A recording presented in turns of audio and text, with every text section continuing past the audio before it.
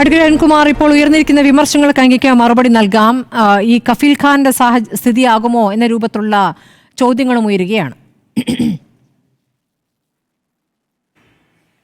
ഇവിടെ കഫീൽ ഖാന്റെ സ്ഥിതിയാകുമോ, കേരളം ഉത്തർപ്രദേശ് പോലെ ആകുമോ എന്നൊക്കെ വിമർശിക്കുന്നവരുടെ മനോനില ഒന്ന് പരിശോധിക്കണം എന്നതാണ് ഇതുമായി ബന്ധപ്പെട്ടുകൊണ്ട് പറയാനുള്ളത്.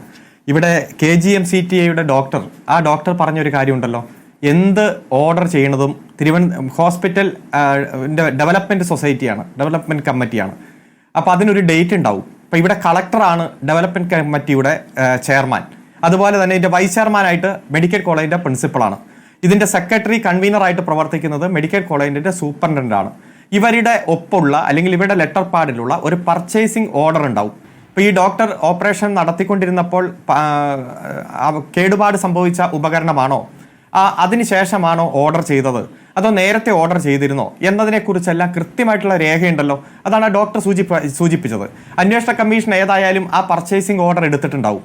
അതിൻ്റെ കോപ്പിയൊക്കെ എടുത്ത് നോക്കുമ്പോൾ എന്നാണ് ഓർഡർ ചെയ്തത്, അത് ഏത് ഏജൻസി വഴിയാണെന്നൊക്കെ കൃത്യമായിട്ടുള്ള തെളിവുകൾ വരും. അതുകൊണ്ട് അന്വേഷണ റിപ്പോർട്ട് വരട്ടെ, നമുക്ക് കാത്തിരിക്കാം. അതിനു മുമ്പ് ഒരു തരത്തിലുള്ള ഒരു പരാമർശത്തിലേക്ക് നമ്മൾ പോകുന്നത് ശരിയല്ല. അതുപോലെ തന്നെ അദ്ദേഹത്തെ ഒരു തരത്തിലും ആരും വിമർശിച്ചിട്ടില്ല. മുഖവിലേക്ക് എടുക്കുക ഡോക്ടർ ഹാരിസിന് വിശ്വാസമില്ലാത്തവരുടെ വാക്കുകളെയാണോ എന്ന് സംശയിക്കുന്നതുകൊണ്ടാണ് ഞാൻ അദ്ദേഹത്തിന്റെ വാചകങ്ങൾ വായിക്കുന്നത്. മേലധികാരിക്ക് റിപ്പോർട്ട് നൽകി, നേരിൽ സംസാരിച്ചു, ആവശ്യകത ബോധ്യപ്പെടുത്തി, നടക്കാത്തതുകൊണ്ട് അവർക്ക് മുകളിലുള്ള അധികാരികളെ വിവരം അറിയിച്ചു. അങ്ങനെ പതിവ് മാർഗങ്ങളിലൂടെ എല്ലാം സഞ്ചരിച്ചു. എല്ലാ ദിവസവും ആശുപത്രിയിൽ എത്തുന്ന ആളാണ് ഞാൻ, എല്ലാത്തിനും ദൃക്സാക്ഷിയാണ്. കാര്യങ്ങൾ നടന്നില്ല.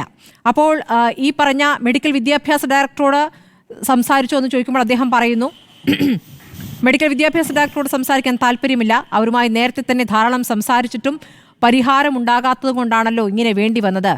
ആശുപത്രി സൂപ്രണ്ടും DMക്ക് ഇതിനകത്ത് എന്താണ് നടക്കുന്നത് അറിയുമോ എന്ന് സംശയമുണ്ട് എന്നുകൂടിയാണ് അദ്ദേഹം പറയുന്നത്. അപ്പോൾ പരാതികൾ ആരോടൊക്കെ ഉന്നയിച്ച് പരിഹാരമുണ്ടായിട്ടില്ല എന്നാണോ ഹാരിസ് പറയുന്നത്? അവരിൽ നിന്ന് തന്നെ എടുക്കുന്ന വിവരങ്ങൾ അതാണ് ആധികാരികം, അതാണ് ശരി എന്ന രൂപത്തിലേക്ക് വിലയിരുത്തപ്പെടുമോ എന്നൊരു സംശയം കൂടി ഉണ്ട് അഡ്വക്കേറ്റ് അരുൺ. ഇതാണ് ഞാൻ പറഞ്ഞത്. അത് അദ്ദേഹത്തിന്റെ അഭിപ്രായത്തെ മാത്രം നിങ്ങൾ 5-ാം ദിവസവും സാധൂകരിച്ച് ചർച്ച ചെയ്യുന്നു. നിങ്ങൾക്ക് അതിനുള്ള എല്ലാ അവകാശങ്ങളും ഉണ്ട്. മറ്റാരും പറയുന്നത് ശരിയല്ല, അദ്ദേഹം പറയുന്നത് തന്നെയാണ് ശരിയെന്ന് താങ്കൾ വിശ്വസിച്ചോളൂ. പക്ഷെ ഒരു അന്വേഷണ കമ്മീഷനെ വച്ചിരിക്കുന്നത് ഈ രംഗത്തെ എക്സ്പെർട്ടായിട്ടുള്ള ആളുകളെ വെച്ചിട്ടാണ്. അവരുടെ റിപ്പോർട്ട് വരുമ്പോഴെങ്കിലും അതാണോ ശരി, ഇതാണോ ശരി എന്ന് തിരിച്ചറിയാനുള്ള ഒരു ബോധ്യം താങ്കൾ കാണിച്ചാൽ മതി. ഇപ്പോൾ ഞാൻ പറയുന്നത്, ഞാൻ മനസ്സിലാക്കുന്നത് 1.5 മാസം മുമ്പ് ഒരു ഡേറ്റ് ഞാൻ പറഞ്ഞു. റിപ്പോർട്ട് നമ്മളാരും കണ്ടിട്ടില്ലല്ലോ അഡ്വക്കേറ്റ് അരുൺകുമാർ. താങ്കൾ കണ്ടിട്ടുണ്ടോ എനിക്കറിയില്ല, കിട്ടിയിട്ടുണ്ടോ എനിക്കറിയില്ല. അല്ല, ഇതെന്താ ഇത് സ്മൃതി? ഡോക്ടർ അരുൺ സംസാരിച്ചു, ഇവിടെ താങ്കൾ ഒരു ഇടപെട്ടില്ല. KGM-CTA പ്രതിനിധി സംസാരിച്ചു, അതുപോലെ മുസ്ലിം ലീഗ് പ്രതിനിധി സംസാരിച്ചു. ഞാൻ പറയുമ്പോൾ മാത്രം താങ്കൾക്ക് ഓരോ വാചകത്തിന് ഇടപെടുക. അത് എന്നോടുള്ള സ്നേഹം കൊണ്ടാണോ, അതോ ഞാൻ പറയുന്ന വാക്ക് ഖണ്ഡിക്കാൻ വേണ്ടിയിട്ടാണോ, അതോ ജനങ്ങൾ കേൾക്കരുതെന്നോ വിചാരിച്ചിട്ടാണോ, എനിക്ക് മനസ്സിലാകുന്നില്ല. ഞാൻ പറയട്ടെ, ഞാൻ ഒരു വാക്ക് പറഞ്ഞാൽ എനിക്ക് ഉത്തരവാദിത്തമുണ്ട്. എൻ്റെ ഒരു വാചകം എനിക്ക് ഉത്തരവാദിത്തമുണ്ട്. ഞാൻ ഒരു മഹാപ്രസ്ഥാനത്തെ പ്രതിനിധീകരിച്ചിട്ടാണ് ഇവിടെ വന്നിരിക്കുന്നത്.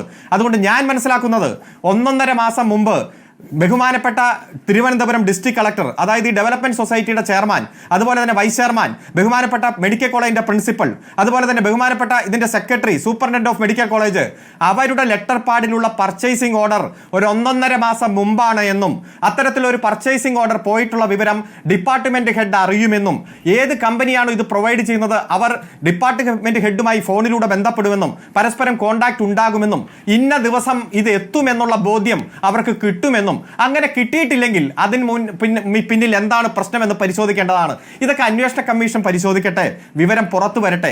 ഞങ്ങൾ ഇപ്പോൾ ആ ഡോക്ടർ കൃത്യമായി നല്ല കഠിനാധ്വാനി തന്നെ, നിരവധി ഡോക്ടർമാർ അങ്ങനെ ഈ കേരളത്തിന്റെ പൊതുസമൂഹത്തിലുണ്ട്.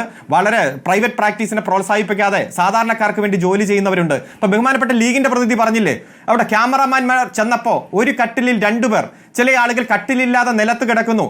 ആ മെഡിക്കൽ കോളേജ് ഈ പനിക്കാലത്ത് മുഴുവൻ നിറഞ്ഞിട്ടും ഒരു കട്ടിലിൽ 2 പേരെ കിടത്തിയും ചികിത്സിക്കാൻ ഇവിടുത്തെ ഡോക്ടർമാരും നഴ്സുമാരും കാണിക്കുന്ന മനസ്സ് എനിക്ക് കട്ടിൽ വേണ്ട, ഞാൻ നിലത്ത് കിടന്നോളാം, എനിക്ക് പനിക്കാണ്, മറ്റു ഹോസ്പിറ്റലിൽ പോകാൻ കഴിയില്ലെന്ന് പറയുമ്പോഴും അവരെ ചികിത്സിക്കാനുള്ള മഹാമനസ്സത, വരുന്നവർ എൻ്റെ അമ്മയാണ്, എൻ്റെ അച്ഛനാണ്, സഹോദരനാണ്, മക്കളാണ് എന്ന വിശാല കാഴ്ചപ്പാട് ചികിത്സിക്കുന്ന ആ ഒരു പ്രവണത, കൃത്യമായിട്ടുള്ള ഡെഡിക്കേറ്റഡ് മൈൻഡ്, അത് ഈ കേരളത്തിലെ ആരോഗ്യ മേഖലയിൽ ഉള്ള പ്രത്യേകത തന്നെയാണ്. അത് ഒറ്റ സംസ്ഥാനത്ത് പോയാലും നിങ്ങൾക്ക് കാണാൻ കഴിയില്ല. ആരോഗ്യ മേഖലയിലെ എല്ലാ ഡോക്ടർമാരും എല്ലാ കാലത്തും ഉള്ളതാണ്. കേരളത്തിന്റെ ആരോഗ്യ സൂചികയുമായി ബന്ധപ്പെട്ടും ആരോഗ്യ മേഖലയുമായി ബന്ധപ്പെട്ടും എല്ലാ കാലത്തും മറ്റു സംസ്ഥാനങ്ങളെ വെച്ച് കമ്പയർ ചെയ്യുമ്പോൾ കേരളം മുന്നിൽ തന്നെയാണ്. ഒരു പ്രത്യേക കാലത്ത് വല്ലാതെ അത് ബൂം ചെയ്ത് വന്നതല്ലല്ലോ.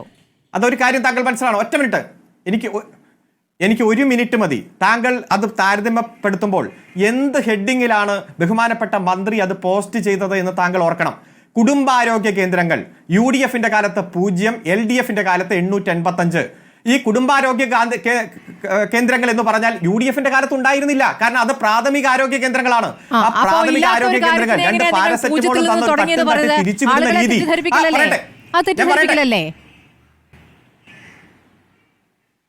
അല്ല. ഞാൻ പറയട്ടെ, 2 പാരസെറ്റമോളും തന്ന് താടയ്ക്ക് 2 തട്ടും തട്ടി പുറത്ത് 2 തിരുമലും തന്ന് പൊയ്ക്കോളാം എന്ന് പറയുന്ന പ്രാഥമിക ആരോഗ്യ കേന്ദ്രങ്ങൾ ഉണ്ടായിരുന്നു പണ്ട്. അതും മാറ്റി അത് കുടുംബാരോഗ്യ കേന്ദ്രങ്ങളായി എല്ലാ സൗകര്യങ്ങളോടെ വികസിപ്പിച്ച് ആ സൗകര്യങ്ങളോടെ വികസിപ്പിച്ച എണ്ണമാണ് സൂചിപ്പിച്ചിരിക്കുന്നത്. അതുപോലെ ഇവിടെ ജനകീയ ആരോഗ്യ കേന്ദ്രങ്ങൾ, നഗര ജനകീയ ആരോഗ്യ കേന്ദ്രം, ഹെൽത്ത് പദ്ധതി നടപ്പാക്കിയ സ്ഥാപനങ്ങളുടെ എണ്ണം, ഇങ്ങനെ ആരോഗ്യ മേഖലയിൽ പടിപടിയായിട്ട് ഉയർത്തിയ നേട്ടങ്ങൾ കൊണ്ടാണ് ഈ കേരളം ഇന്ത്യയിൽ തന്നെ സൗജന്യ ചികിത്സ ഏറ്റവും കൊടുക്കുന്ന സംസ്ഥാനമെന്ന് കേന്ദ്ര ഗവൺമെന്റ് അംഗീകരിച്ചു. പക്ഷെ നിങ്ങൾക്ക് അംഗീകരിക്കാൻ കഴിയില്ല. 12 പേരെ എടുത്താൽ അതിൽ ഒരാൾക്ക് സൗജന്യ ചികിത്സ കൊടുക്കുന്ന ലോകത്തിലെ തന്നെ ഏക പ്രദേശം ഈ കേരളമാണെന്ന് സാമ്പത്തിക അവലോകന റിപ്പോർട്ട് അവതരിപ്പിച്ചുകൊണ്ട് ഇന്ത്യയുടെ പാർലമെന്റിൽ നിർമ്മല സീതാരാമൻ പറയുകയാണ്. 7,000 കോടി രൂപ മാറ്റിവെച്ച് 30 ലക്ഷം പേർക്ക് സൗജന്യ ചികിത്സ കൊടുക്കുകയാണ്. ഇതൊക്കെ നമ്മുടെ സമൂഹത്തിലുള്ളപ്പോൾ ഒരു ഡോക്ടറുടെ പോസ്റ്റും വെച്ചുകൊണ്ട് 5-ാം ദിവസവും ചർച്ച ചെയ്ത് ആ ഉപകരണം വന്ന ഓപ്പറേഷൻ വീണ്ടും പുനഃസ്ഥാപിച്ച് ഒരു പ്രശ്നമില്ലെന്ന് ബോധ്യപ്പെട്ടാലും നിങ്ങൾ ചർച്ച തുടരുകയാണ്. അത് മറ്റു പല വിഷയങ്ങളിൽ അതിനെ കുറ്റം പറയാൻ കഴിയില്ല. 4-ാം ദിവസവും 5-ാം ദിവസവും പ്രതികരിക്കാം. മാധ്യമങ്ങൾ ചർച്ച നടത്താൻ പാടില്ല, മാധ്യമങ്ങൾ ചോദ്യം ചോദിക്കാൻ പാടില്ല, അല്ലേ? അല്ല, ചോദ്യം ചോദിച്ചാൽ പ്രതികരിക്കും. നിങ്ങൾ ചർച്ച നടത്തിക്കോ, നിങ്ങൾ 2 ആഴ്ച ചർച്ച നടത്തിക്കോ, ഒരു കുഴപ്പമില്ല. പക്ഷേ സത്യം സാമർത്ഥ്യത്തെക്കാൾ സുന്ദരമാണ്, സത്യം പുറത്തു വരും. അതിനുള്ള അന്വേഷണ കമ്മീഷനാണ് വെച്ചിരിക്കുന്നത്. നിങ്ങൾ ചോദ്യം ചോദിച്ചാൽ മറുപടി വരും.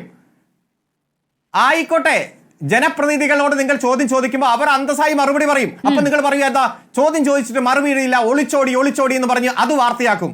അതുകൊണ്ട് ചോദ്യം ചോദിക്കുമ്പോൾ മറുപടി പറഞ്ഞല്ലോ, അതുകൊണ്ട് ഞങ്ങൾ ചർച്ച നടത്തും. ചർച്ച നടത്തിക്കോ, ഇതൊക്കെ നിങ്ങളുടെ സ്വാതന്ത്ര്യം. പക്ഷെ ഞങ്ങൾ എന്ത് പറയണമെന്ന് നിങ്ങൾ പറയരുത്. ഞങ്ങൾ കൃത്യമായി വസ്തുതാപരമായി കാര്യം പറയും. കൃത്യമായി പർച്ചേസ് ഓർഡർ ഒക്കെ പുറത്തേക്ക് വരട്ടെ, സത്യം വരട്ടെ, റിപ്പോർട്ട് വരട്ടെ, അപ്പോഴും ചർച്ചയ്ക്ക് വിളിക്കണം, ചർച്ച നടത്തണം, അന്നേരം ചർച്ചയ്ക്ക് നടത്തണം.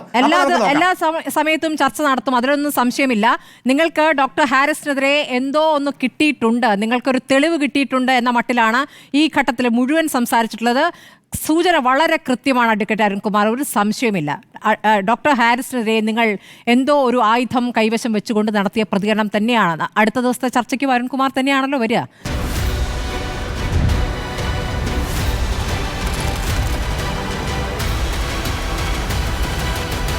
ഡിബേറ്റ് വിത്ത് സ്മൃതി പരുത്തിക്കാട്.